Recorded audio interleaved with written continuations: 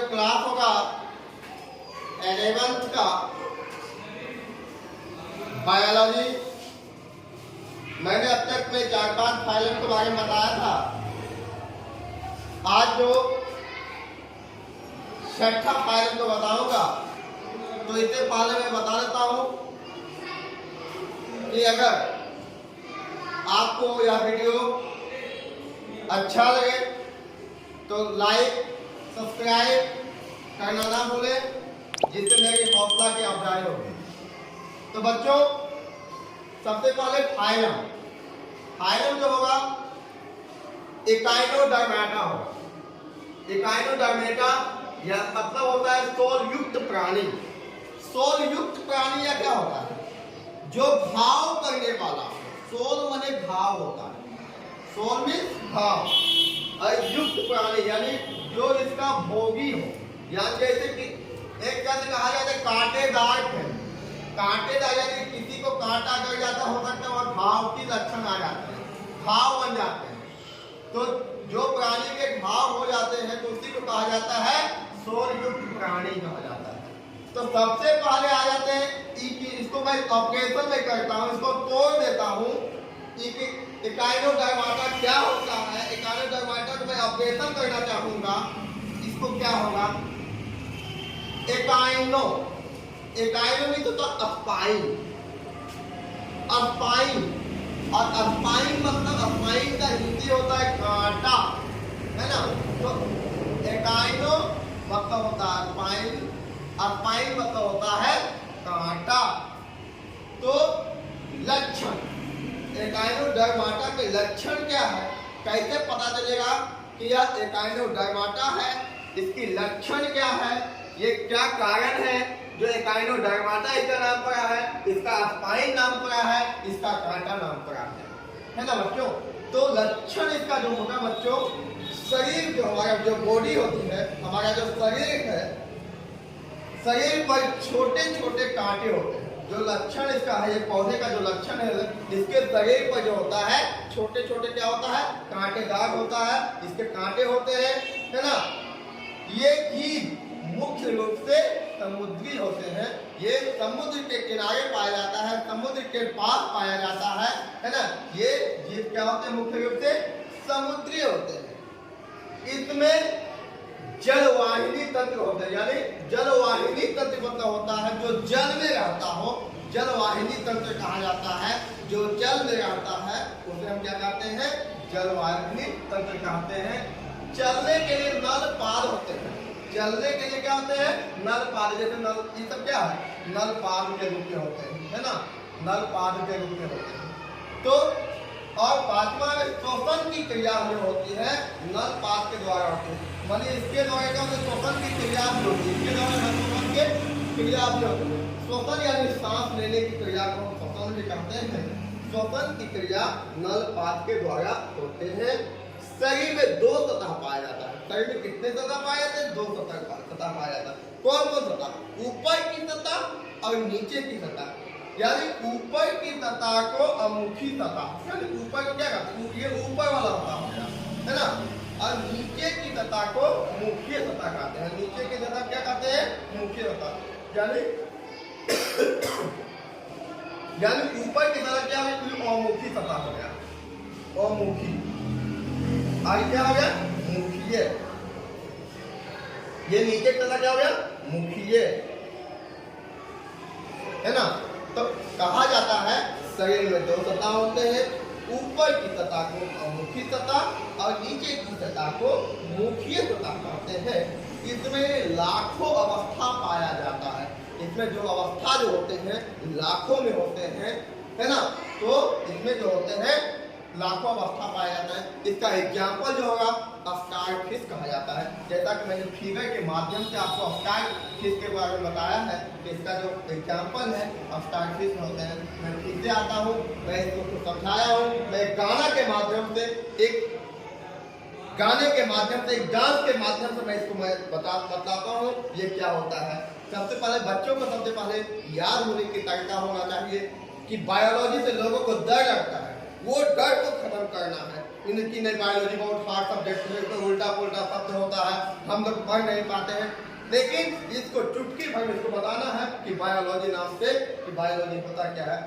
प्रत्येक बच्चे को बायोलॉजिस्ट में बनाने की सपना को जो लेकर आया हूँ गोपालपुर खैरा में, उसको प्रत्येक को लोगों को बताना है कि बायोलॉजी बहुत अच्छा सब्जेक्ट है और इसको चुटकी बजाकर हम लोग को सॉल्व करते हैं।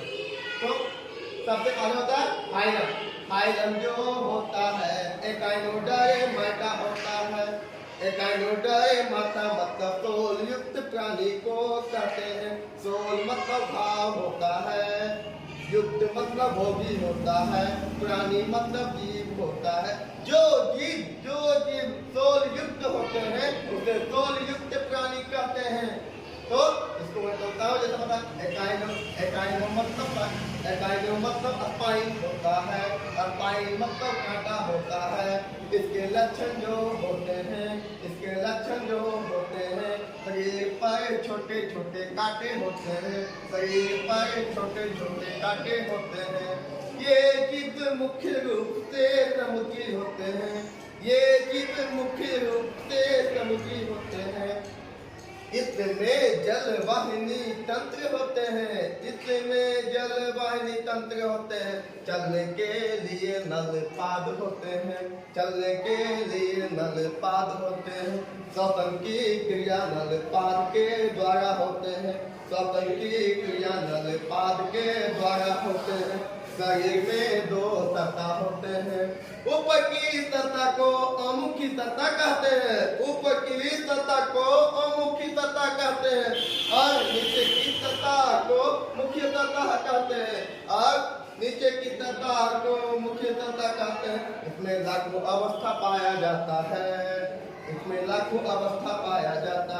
इसका एग्जाम्पल स्टार्टिस होता है। अब इसको कहा जाता है कोर डाटा जो होता है पृष्ठीय भाग में। इसका लक्षण जो होते हैं, पृष्ठीय भाग में नर्व कार्ड होते हैं। पृष्ठीय भाग में क्या होते हैं? नर्व कार्ड मतलब होता है तंत्रिका कार्ड को हम कहते हैं क्या? नर्व कार्ड कहते हैं, है ना। नर्व कार्ड होती है, इसमें फ्रेंगलस होता है। फ्रेंगलस में श्वसन छिद्र पाया जाता है। इसमें क्या होता है? श्वसन छिद्र पाया जाता है। इसमें 4 सब फाइलम में बांटा गया है। इसे कितने सब फाइलम में बांटा गया है? 4 सब फाइलम में। पहला हो गया हेलिकोडाटा, दूसरा हो गया बी नंबर जो हो गया हीरोकोडाटा, तीसरा हो गया सिफ्लोकोडाटा, और चौथा जो हो गया डी नंबर जो हो गया हेलिकोडाटा हो गया। तो सबसे पहले आता हूँ हेलिकोडाटा। हेलिकोडाटा के लक्षण जो होते हैं, नाटोकार्ड सिर में पाया जाता है, यानी हेड में पाया जाता है। श्वसन की क्रिया गिल्स के द्वारा, श्वसन की क्रिया जो होती है वह गिल्स के द्वारा होती है ना। श्वसन की क्रिया जो होती है वह गिल्स के द्वारा होती है। ये जंतु बीज मतलब छेद में रहते हैं, है ना। ये जंतु और पानी में नहीं रहते हैं, जमीन पर नहीं रहते हैं, घर में नहीं रहते हैं, लेकिन ये जो रहते हैं छेद में रहते हैं, बीज में रहते हैं। जैसे कहा जाता है सांप कहाँ रहता है?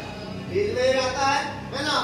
तो ये जंतु समुद्री होते हैं, लेकिन ये जो होते हैं समुद्री होते हैं, ये समुद्र के पार होते हैं। इसका एग्जाम्पल हो गया बेलेनोग्लोपस, है ना। बेलेनोग्लोपस इसका एग्जाम्पल हो गया। जैसा कि मैंने फिगर के माध्यम से भी बताया है कि बेलेनोग्लोपस जो हो गया है वह समुद्री जीव होता है। इसका लक्षण फिर मैं आता हूँ। पृष्ठीय भाग में नर्व कार्ड यानी तंत्रिका कार्ड होती है। इसमें फ्रेंगलस मतलब शोषण छिद्र पाया जाता है। इसमें 4 सब फाइलम में बांटा गया है। इसे 4 सब फाइलम में बांटा गया है। पहला को हम हेलिकोडाटा कहते हैं, दूसरा को हम यूरोकोडाटा कहते हैं, तीसरा को हम सिफ्लोकोडाटा